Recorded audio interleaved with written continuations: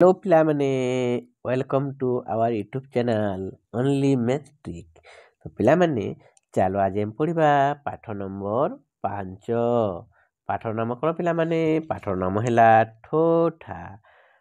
ଠୋଠା କ'ଣ ଶବ୍ଦ ହୋଇଥାଏ ପିଲାମାନେ? ଠୋଠା ଆମର ବେଲୁନ୍ଟା ପିଲାମାନେ ଠୋଠା କରି ଶବ୍ଦ ହୋଇଥାଏ ଯଦି ଫାଟିଗଲେ।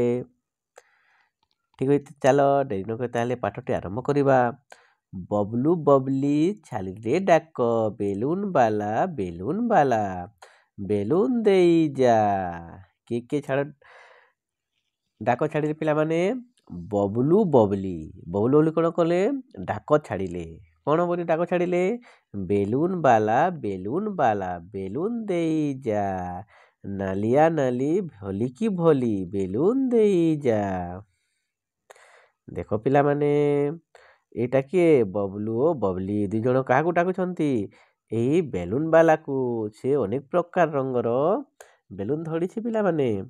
ତ ସେ ବେଲୁନ ବାଲାକୁ ଦେଖି ଏ ବବଲୁ ଓ ବବଲି ଡାକିଲେ, ବେଲୁନ ବାଲା ଆମକୁ ତୁ କ'ଣ କରିଯା, ଆମକୁ ବେଲୁନ ଦେଇଯା।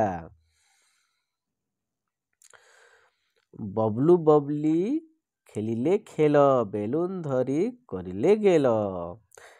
ଏ ବବଲୁ ବବଲି କ'ଣ କଲେ ପିଲାମାନେ? ବେଲୁନ ଧରିକି ଖେଳ ଖେଳିଲେ ଏବଂ ଗେଲ କରିଲେ।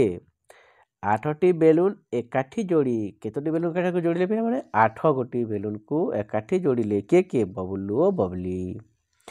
ଦେଲେ ଛାଡ଼ିଗଲା ଆକାଶେ ଉଡ଼ି। 8ଟି ବେଲୁନ ଏକାଠି କରିକି ସେମାନେ କ'ଣ କଲେ? ଛାଡ଼ିଦେଲେ। ସେ ବେଲୁନ କୁଆଡ଼େ ଗଲା? ଆକାଶ ଉପରକୁ ଉଡ଼ିଗଲା। ବେଲୁନ ଫାଟିଲା ଠୋ ଠା, ବବଲୁ ବବଲି ହା ହା। ଠିକ୍ ଅଛି ପିଲାମାନେ, ତୁମମାନଙ୍କୁ ଏ ଭିଡ଼ିଓ ପସନ୍ଦ ଲାଗିଥିଲେ ମୋର ଏ ଚ୍ୟାନେଲକୁ ସବସ୍କ୍ରାଇବ୍ କରିବ। ଧନ୍ୟବାଦ।